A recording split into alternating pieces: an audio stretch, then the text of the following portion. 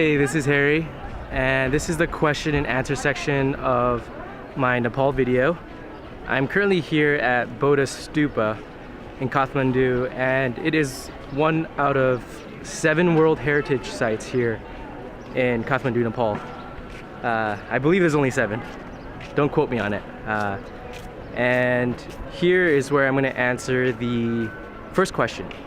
And the first question is from my friend Anna Woodard, and her question to me was, what was it like going phoneless for a month at the monastery, and would I do it again? For me, what I tried to do at the monastery was I turned in my phone and actually all my electronics to detach myself completely from the digital world, and it was a really freeing experience. It was nice not needing to charge my phone or my electronics every night. It was nice not needing to keep up with all the conversations that are going on in the world, even with my friends and family, especially during the holidays. And it was nice not needing to use my phone as a way to fill up the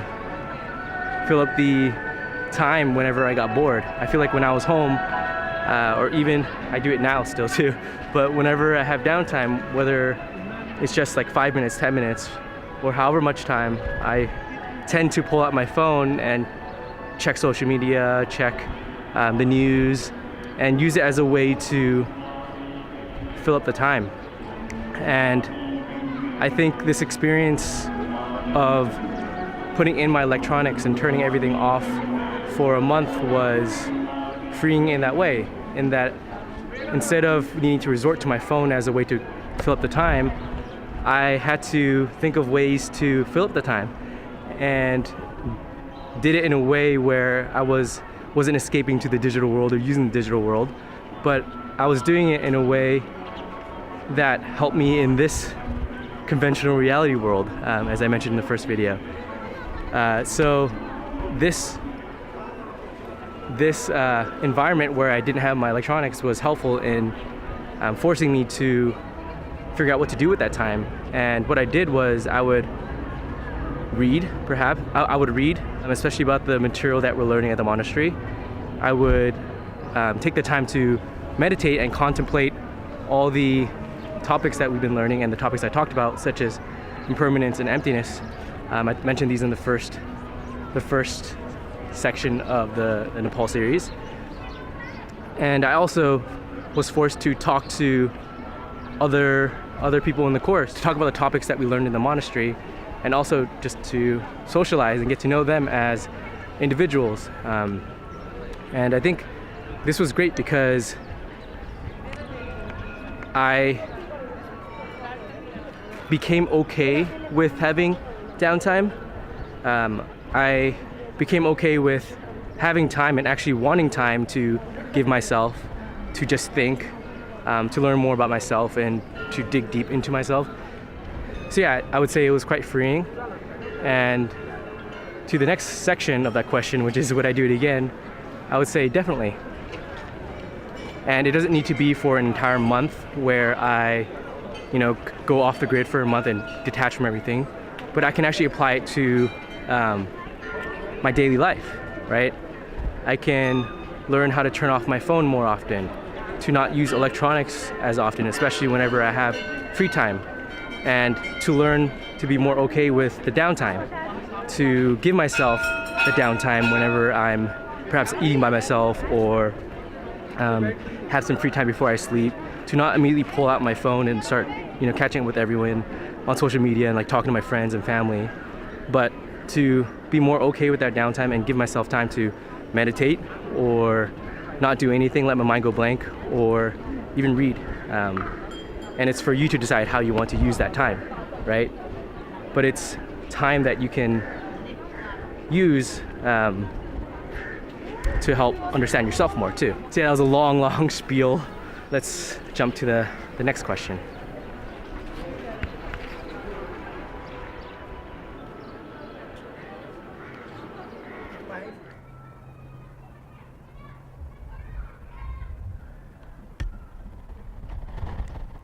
Hey, so I'm currently here at the Stupid Garden at Monastery, and here is where I'm going to answer the second question. So the second question is from my friend Aly Atherton, and her question to me was, what was the daily schedule like here at the Monastery for the November course? And as I mentioned in the previous question, since I didn't have my electronics, I kind of just followed the people and listened to the bells to get a sense of when we should do the next thing. So I may not perfectly remember what the schedule was like from a time-to-time frame basis, but I'll do my best in trying to give you some time frames in which I think the classes were held, but I may be off here and there. So the day started off with prostrations at 5:30. So everybody would try to be awake by 5:30, where we would then do prostrations. And prostrations are a movement that you do in Buddhism, and the idea is to do these to help make you more humble and to reduce pride. For me, I actually almost dropped my camera. For me, I actually only did prostrations for a week because I didn't resonate with the idea of doing prostrations. It just didn't sit with me yet, and maybe I'll start doing them later, but right now I still don't feel it. But from the people that I spoke to who actually did the prostrations, they did feel like it helped with reducing their pride and making them more humble. And during the time frame in which I did do the prostrations, I did try to clear my mind of any negative thoughts while I did it, so clearing your mind, body, and speech. And what I think is perhaps by doing prostrations, you're creating the habit of clearing your mind, body, and speech of these negative actions so that it becomes more natural in a way. So perhaps that's how it does make you more humble and reduce pride. So prostrations was from 5:30 to 6. From 6 to 6:30, we had a tea break, and they would serve milk tea, black tea, green tea, I believe. And then from 6:30 to 7:30, we would have meditation. And this was just a set time to do meditation. Sometimes we did just breath awareness meditation, where we try to focus on the breath and clear everything else out. And then sometimes we would do analytical meditation and analyze certain principles and topics. And sometimes we do meditations on the teachings. So that was just a set time to really just do meditation. And then from 7:30 to 8:30, 7:30 to 9 actually, we had breakfast. And then from 9 to I believe 12, we had lecture. So this is where the instructor would then go through the course curriculum on what we should learn on a daily basis about Buddhism. And all this is just introduction to Buddhism. And then from 12 to 1, actually 12 to 2, we would have lunch and a small break. And then from 2 to 3, we would have discussion groups. And here's where we would meet with our respective discussion group, and we would then answer some of the questions that the teacher provided for us, or we could answer some of the questions that we personally had and just throw it out within the group, or we can just discuss how we're all feeling, if we were struggling with anything, certain topics we didn't really understand, and each provide their own respective perspectives on these ideas so that we can better grasp the topics. Because as I mentioned in the first video, some of these are very heavy and take a lot of time to really sit on to understand. So it was helpful to have different perspectives on the different topics.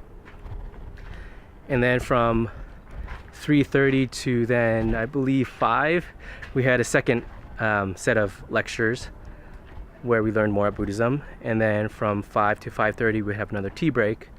And then 5:30 to 6:30, another hour for meditation. And this also, bounced around from breath awareness to analytical meditation. And I believe the first time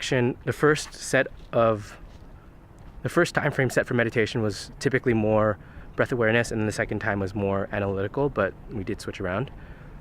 And then from 6:30 to 7:30 we would then have dinner, and from 7:30 to around 8:30 we had another time set for meditation as well, but sometimes this time, what we did in this time slot changed. We had guest speakers come in, we had a movie night one time, so it did change a little bit.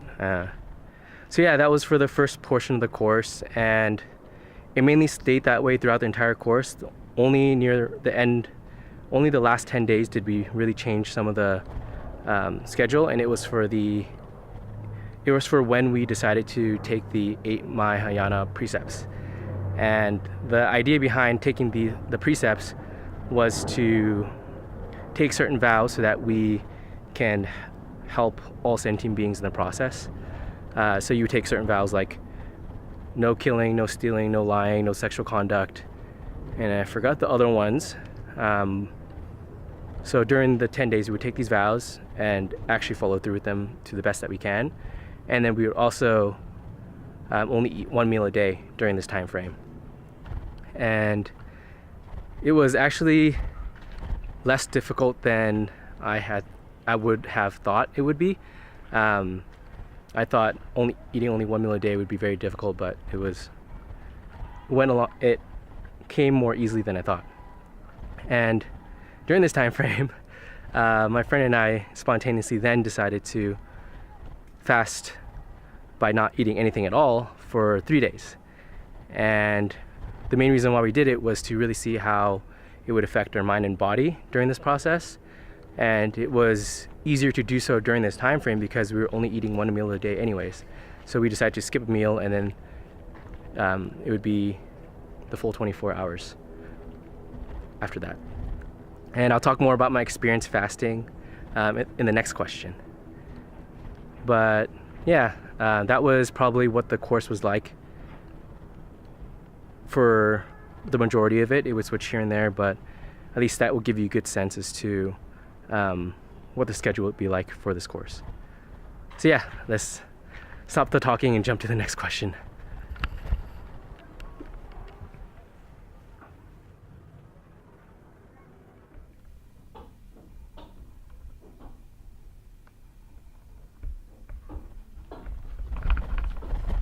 Hey, so this is where I'm going to answer the third question of the Nepal series. And I'm currently in one of the accommodations I'm living in Delhi, India.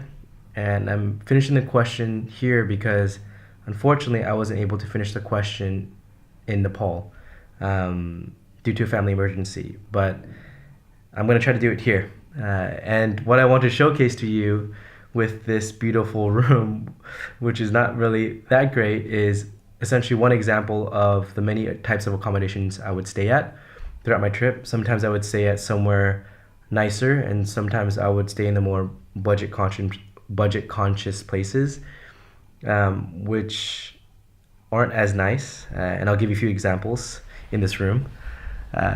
So that is a window that is kind of covered with wood and a really dusty ventilation fan that doesn't really work that well, and another sort of covered window there. Sleeping my sleeping bag because the blanket looked really disgusting, and in addition to that, a fan is coming out of the ceiling, and it's not very clean, and in addition to that, the bathroom is a shared bathroom, and whenever someone showers, it kind of floods because it doesn't drain that well, and it doesn't get cleared until the cleaner comes like later in the evenings. So that's kind of a bummer because we'll have like a flooded bathroom for most of the day.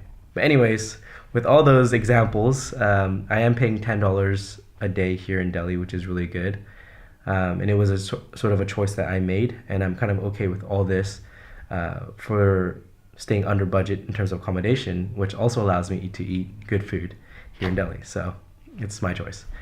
So yes, one example. And now I'll go to the actual topic of this video, which is the third question.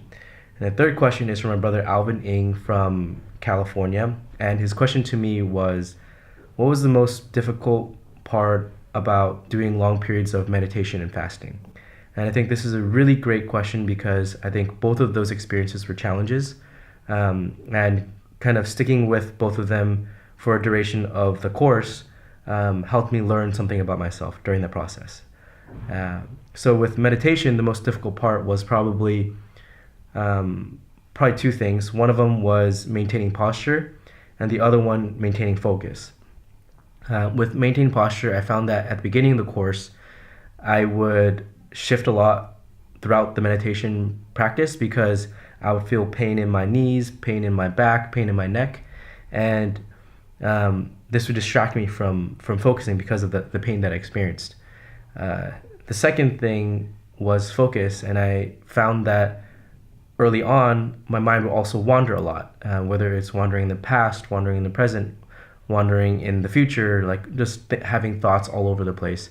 And trying to focus on my breath or focus on whatever it is that we were supposed to focus on was quite difficult because of that. So that was definitely the most difficult part, was overcoming that sort of bump in the beginning. But with time, I found that as you continue practice, so working on it over and over again for a set amount of time, I found that my posture started getting better. Because of the pain, I was learning how to better posture myself, which allowed me to maintain that posture for longer periods of time. And by the end of it, I was actually able to maintain my posture for close to 45 minutes without really needing to shift. And I was really happy with that. In terms of the focus, I was definitely able to increase the gap between my thoughts, which is great because I would have periods in which it would just be, really nice, and I would be in the present moment for that period of time. I don't know exactly how long it was because time just becomes irrelevant by that point, but it was definitely a really nice experience being able to increase that gap between thoughts and really focus on that. And that really showed to me the power of meditation, because from my perspective, what meditation does is it helps you practice pulling back into the present moment, because our minds always wander, like how it was in the beginning, or it wanders in the past, thinking about your previous experience or past experience, wandering in the future, wondering what you want to do in the future, etc. But what meditation does is it helps you practice pulling back into the present moment and staying there and really enjoying that present moment and being present, especially in the real world when you're not meditating, when you're out and about, in the chaos, doing everything, how to get into the same state by taking a breath and being in the present moment and experiencing what you can in that moment to the fullest. So that's meditation. With fasting, I think this was an interesting experience because during the last section of the course, as I mentioned in the previous question, there was a period in which we ate one meal a day. That actually itself wasn't that difficult. I found it to be quite okay for one meal a day. I think the difficult part was when me and my friend John decided to not eat at all for 3 days and see how it affected our mind and our body. And this was very, very interesting because it then quickly became extremely difficult.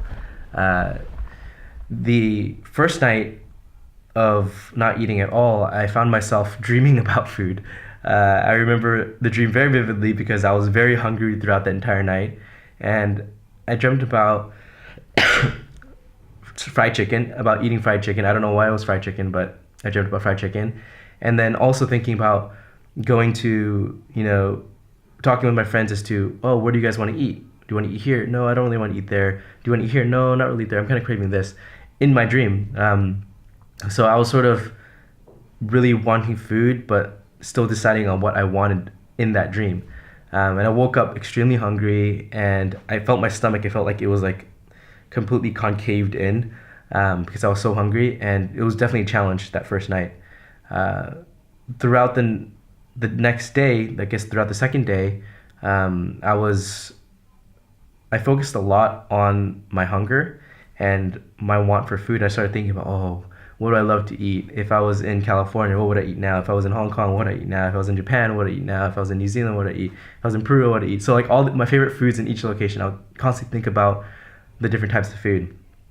And what it made me realize was how attached I was to food. So yeah, I was constantly thinking about it all the time, and I wasn't able to focus on any of the other aspects, like my meditations. Even during my meditations, I was sort of distracted with, oh, I'm hungry. And during the course, I would think about, oh, when can I eat? If I eat, oh, that first taste would be so good. So my mind was definitely stuck on that want, that yearn for to eat. And I lasted through the second day, and we're going to the third day, and the third day became a little bit easier than the second day. I feel like my body was starting to adjust to that, adjust to not having food and knowing that it won't get food. So I started training myself to think about it less. But still, I was still very hungry throughout the day and did think about food during certain times. The thing that I started wondering was whether or not this was actually healthy for my body and whether I should continue, because I think in terms of physical sensations, I would be hungry, but then the other thing I experienced was lightheadedness. Whenever I would stand up, I would feel very lightheaded, definitely more than usual. But in terms of like mind activity, I don't think I wasn't more fatigued or anything. I felt like my mind was still quite as active, thinking about all these different things. So I didn't feel anything go slowly there. Maybe I became delirious, but I'm not sure. But yeah, it was an interesting experience overall. And really what it showed me was this attachment to food, how attached I was, how much I loved food in terms of always wanting it. Like if I go to this place, I definitely want to eat this one thing. And if they didn't have it, how sad I would be that they didn't have whatever food I wanted to eat. And in a sense, that's also an attachment, right? And sometimes we also eat more than what we need because we just want to eat for the sake of eating and because we love it so much.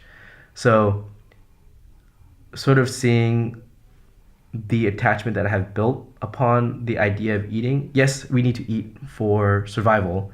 That's definitely important.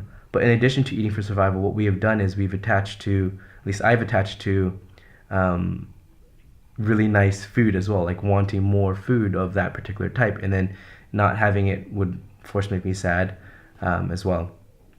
So I think that was an interesting experience for me to realize that, and the attachment I have for food. And it was also like a challenge mentally and physically as well, trying to get through that initial bump and lasting throughout the entire experience. So it was definitely an exercise in terms of will as well.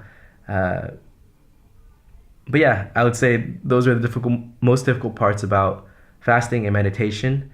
So thank you for all those who sat through and watched the entire Nepal series, because I know that this series has been especially long because I had so much to say and so much content I wanted to share with you.